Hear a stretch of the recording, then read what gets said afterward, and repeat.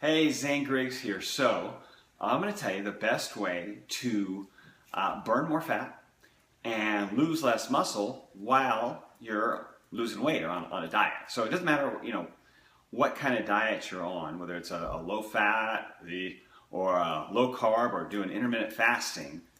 Generally, when you're doing some kind of reducing diet, that inhibits, not only does it inhibit muscle growth, but it can actually reduce the amount of muscle that you have. So average muscle loss when people are on a diet trying to lose weight is about 25% of the weight lost is muscle, 75% comes from fat.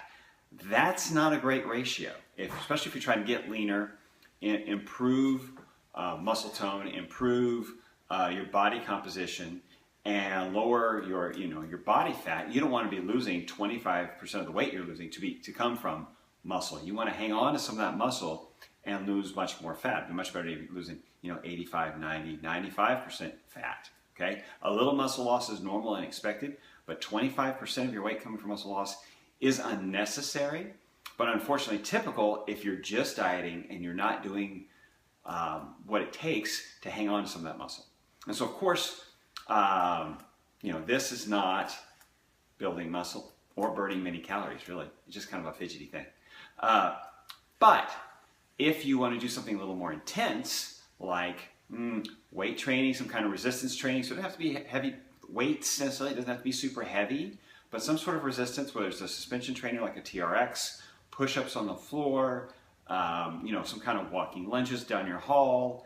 But weight training is great to really stimulate that muscle. So you're fatiguing somewhere between 10 and 20 reps for that muscle. You're going to hang on to that muscle. You're going to stimulate muscle and you're not going to get, like I said, dieting reduces muscle growth. You actually release a hormone in the muscle that causes you to inhibit growth of muscle. So you're not going to get big doing any kind of diet. Okay, you just can't do it. People try it. People try to burn fat and go on like an intermittent fasting or low carb diet or fat diet and try to gain muscle at the same time.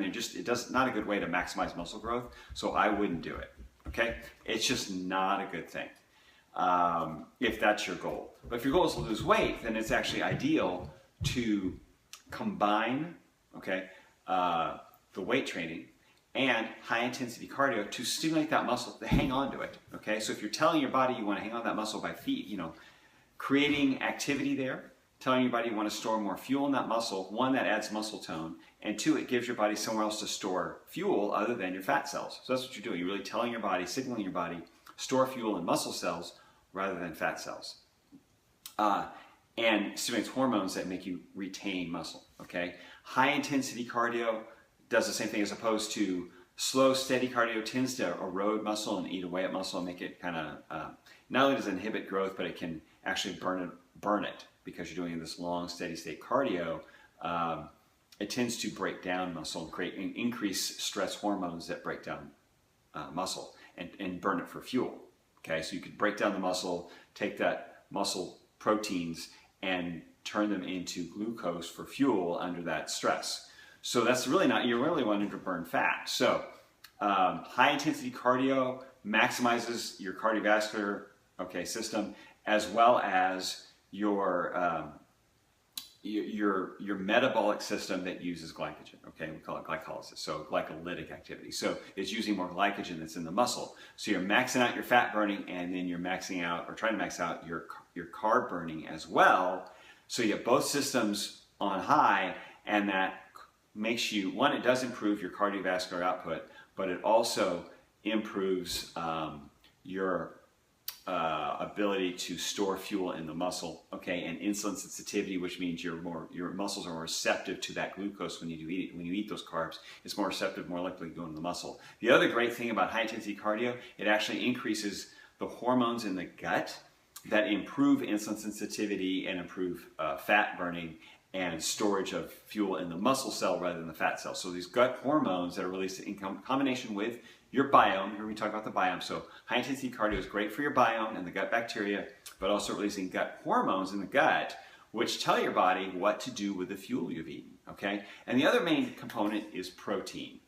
Protein intake, a lot of people, now if you're doing a high carb or a low carb diet, you tend to eat more protein anyway, but I've talked to a lot of people, like my clients for instance, who I talk to them about their protein intake and it's very, very surprisingly low in my opinion. Now they think it's normal and a lot of women tend to shy away from protein. They think it's going to make them bigger and it's not, but excuse me, but it is going to help you maintain muscle, okay,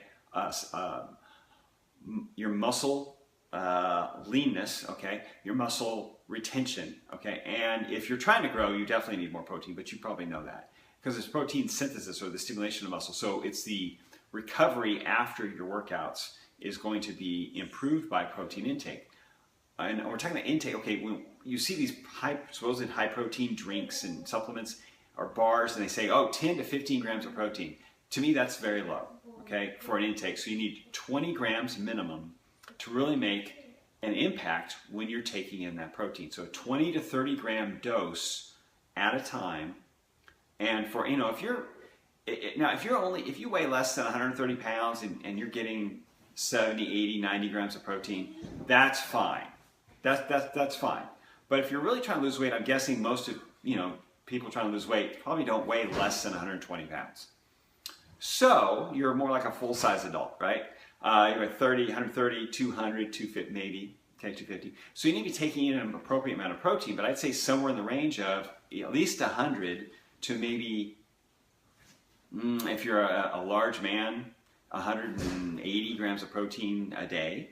So you might have to have those 20 or 30 gram doses or maybe a little more, but at least 20 to 30 grams per dose, 3 to 4 times a day would be ideal to maintain muscle, okay? It's not going to add to fat, okay? It's not so much that you're going to turn it into, store it as fat, okay? Especially if you're active.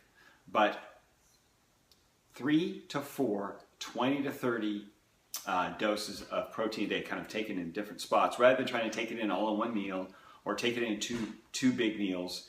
You want it in 3 to 4 doses of 20 to 30 grams each is a good kind of ballpark for most people who are average weight trying to lose a little weight. So think about that. It's just feeding the muscle you want to hold on to, stimulating the muscle you want to hold on to, the tissue you want to hold on to, but without feeding, okay, the fat, without feeding the, without underfeeding the muscle you want to hang on to. So by eating supplementing with just fat's not going to help your muscles stay there, okay? It's energy, and you can convert it to energy, but it's not what it needs to retain muscle after you've broken it down and used it for exercise. So remember, 3 things: weight training at least twice a week, high intensity cardio rather than long steady state cardio, okay, which is usually going to be shorter. It's going to be 15, 20 minutes of bursts, of interval bursts. So whether it's 10-second interval burst of cardio or a minute long, both of those are good to stimulate fuel storage in those muscles, and then maintaining 3 to 4 doses of 20 to 30 grams per day of protein. So any questions, post them below. You know someone can benefit from this. Please tag them. There's a lot of information there, so if you have a question, I'm happy to answer it. And if you need help with your fitness or weight loss goals, feel free to reach out to me. That's what I do. Happy to help. Talk to you later.